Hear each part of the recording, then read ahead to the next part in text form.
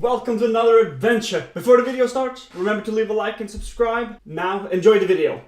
And follow me on Twitch. Today, we're gonna be watching the Serpent's Hand. Apparently, it's like a group. Not really sure what it's about. I only know that it's been mentioned hundreds of times throughout our exploration of the SCP universe. And so apparently they're pretty big. Not really sure what they do, what they are. I think they're like an organization, but that's really it. So without further ado, let's get into it.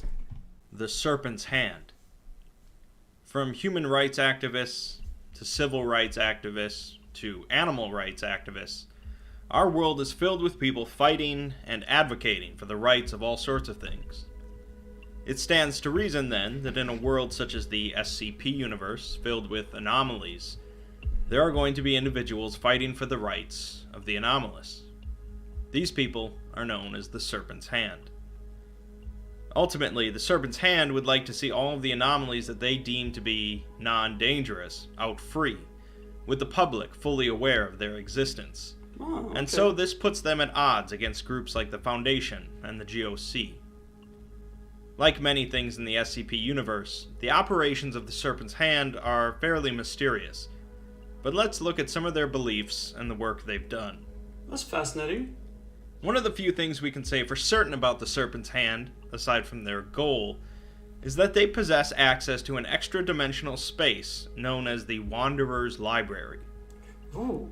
The Wanderer's Library is basically a massive repository of books, including practically every book that was ever written, books that haven't been written yet, and books that will never be written, if you can wrap your head around that. The Serpent's Hand do not own or run the library, they merely utilize it, and in fact it's said that they only rediscovered the library in 1967, after being removed from it for some time. The library is staffed by individuals that apparently broke the rules of the library, such as not damaging books, not stealing books, and not harming anyone within the library. The archivists are connected to the desks in the main hall, and they instinctively know how to find every book within the library. They also handle the distribution of library cards, checking books out, and keeping track of who has borrowed which book. They possess no eyes and no legs, as they are directly connected to their chairs. Pages are the entities responsible for reshelving books in the library, possessing 6 to 10 arms, bowed legs, and squat bodies, making them excellent climbers. They spend most of their time climbing across the vast arrays of shelves located within the library. The docents act as library guides, taking visitors to find books, as well as acting as library security against both hostile intruders and rule violators. Ooh, wait, so is the library itself an SCP? Because this is a cool fucking thing. I mean, if you don't know, I'm a little bit of a book nerd, particularly non-fiction though, but generally I do enjoy books. So this kind of SCP, this is what I'm talking about, you know? A never-ending library, essentially, with more books than there is time in the universe to read them, so to speak. Brilliant. Absolutely. Oh my god, I wish I could go there. Oh, of course, I would be quite careful. I don't want to work at a library like that forever. That seems terrible. Could you imagine just being unlucky and dropping a book, dude? Oh, that was internal servitude right there, sir.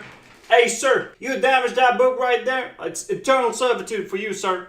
Love the idea. Back to the main subject, the Serpent's Hand. The Serpent's Hand, it seems like it's a rather well-intended group. Although we don't know for sure what they've done and what they're doing, you know. It's gonna be interesting to see how this is balanced out. Now, I'm 100% sure that a lot of things are gonna be really bad in this one.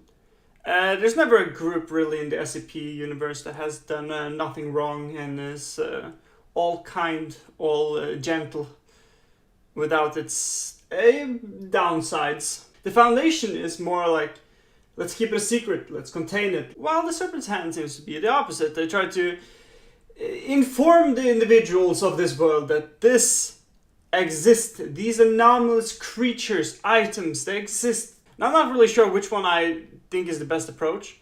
You know, do you really want to set O96 free? Are you sure?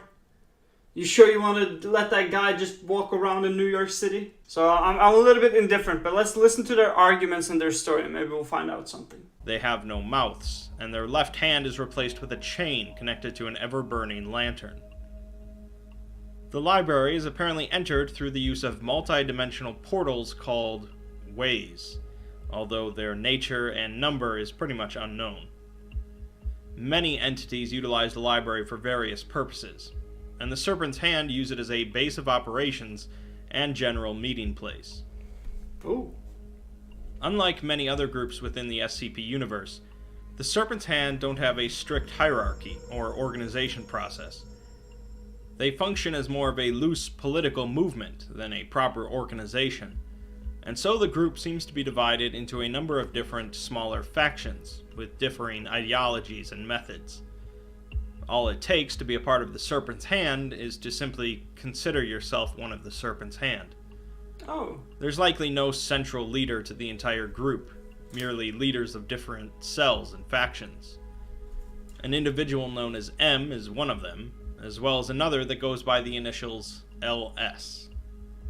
LS's identity is up for debate, but a leading theory is that she is actually the Black Queen, a title for the daughter of Dr. Gears, a noted Foundation researcher. The Black Queen is known to have access to the Wanderer's library and to hold a grudge against her father in the SCP Foundation. Additionally, it's believed that there are thousands of Black Queens across thousands of universes, and a number of them use the library as a meeting place, referring to each other as Little Sisters, or LS. Oh, that's kind of creepy. An SCP connected to LS is SCP-268, a newsboy cap that causes a wearer to become unnoticeable by anyone around them. The wearer is generally completely ignored, and observers will be unable to recall any specific details about the wearer.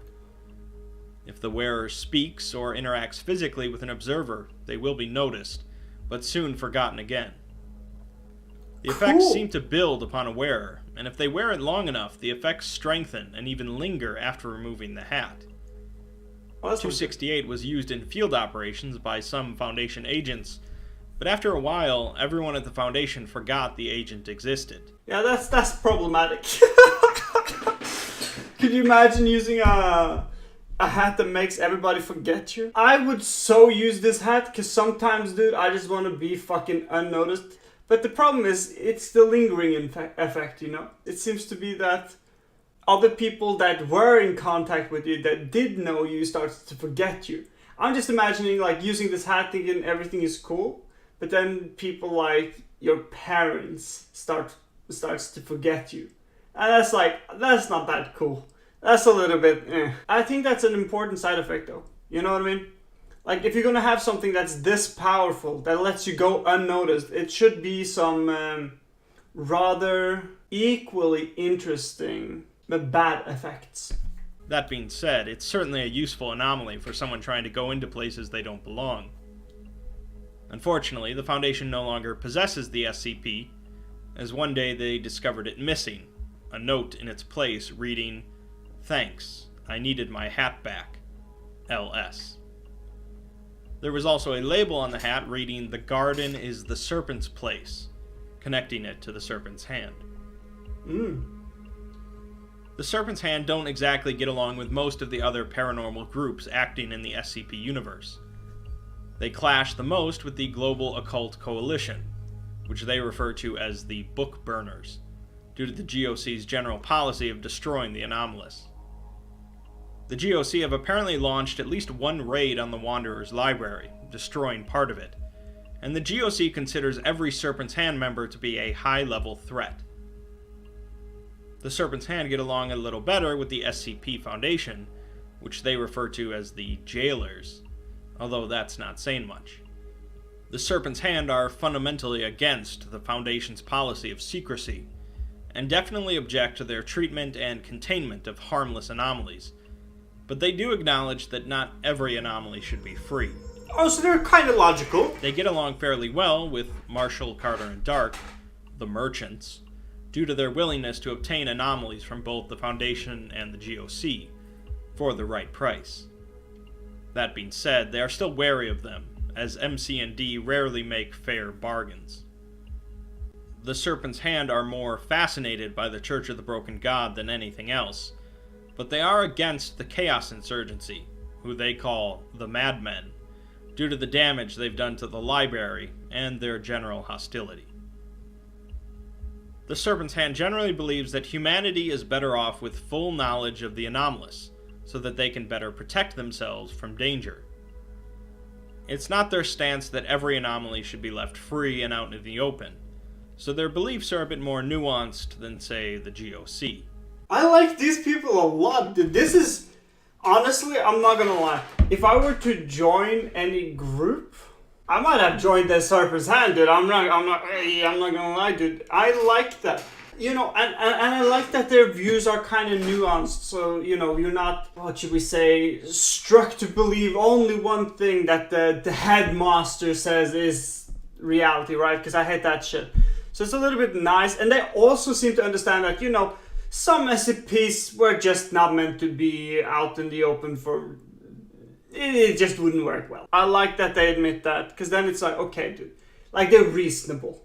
They seem rather reasonable. Of course, and I also agree with, you know, if an SCP is harmless, why contain it?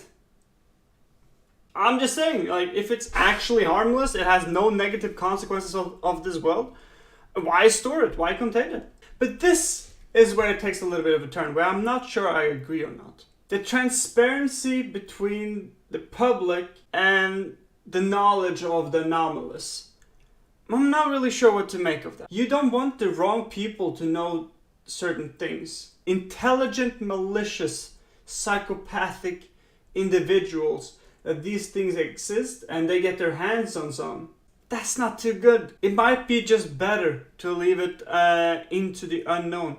However, at what cost? I do think it's more like a ticking time bomb. Eventually, people will find out. But I'm not sure how you would proceed to do that, when you would proceed to do that, if it's even necessary. I feel like the opportunities for a bad intention increases exponentially with knowledge of the anomalous.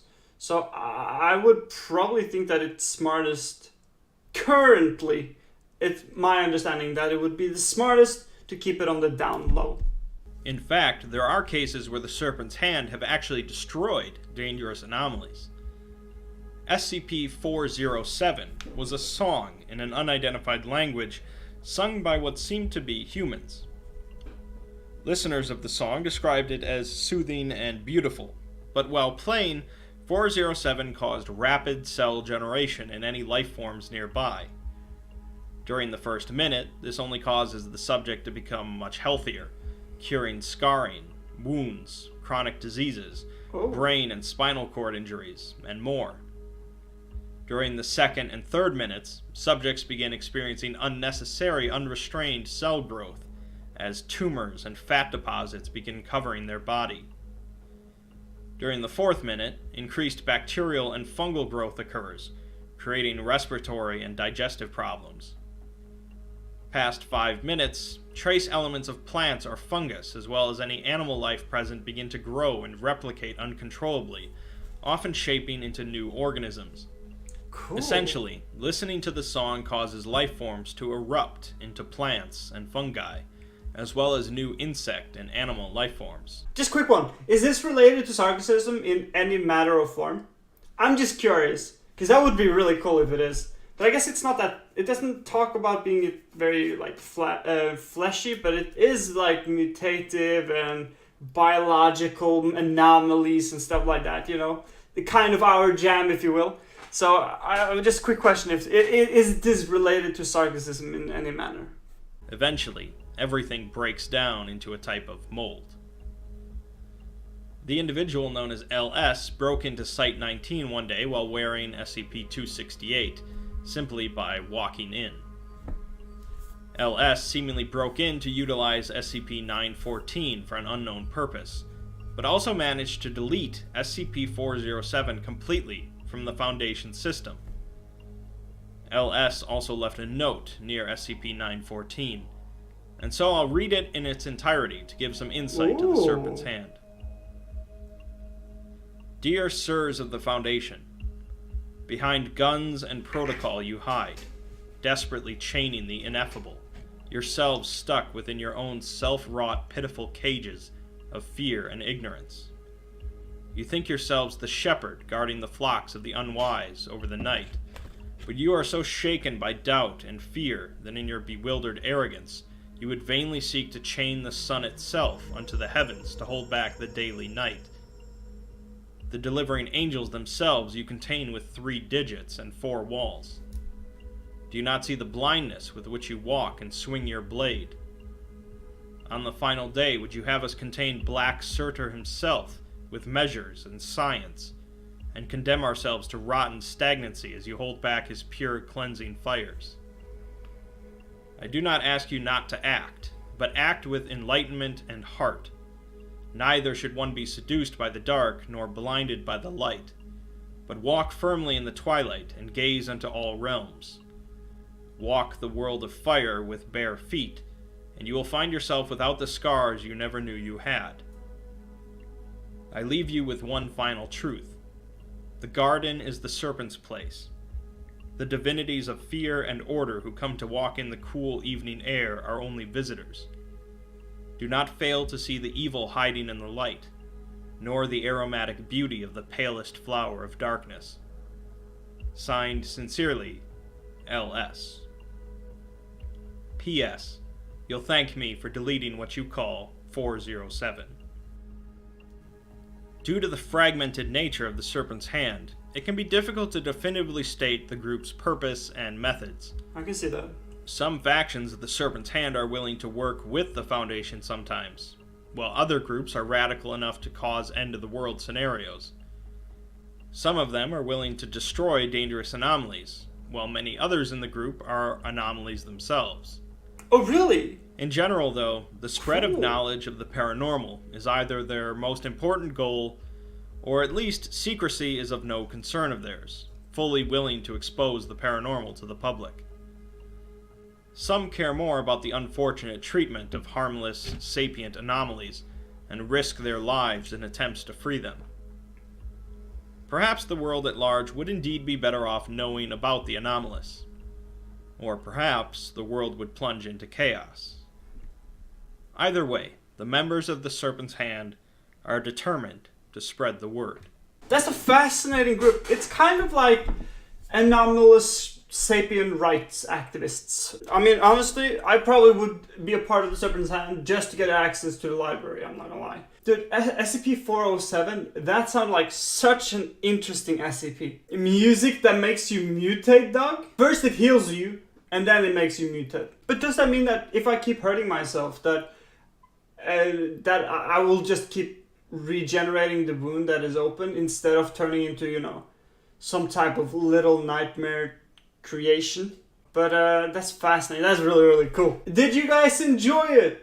I certainly did. This was a great one. Next up, we're gonna be reacting to the Scarlet King, and I'm gonna try my best to also do a little bit of a Wikipedia reading, because it's been a while since we've done a reading session. So I thought that would be interesting. I'm also gonna be gone on Monday till I believe like Wednesday or Thursday.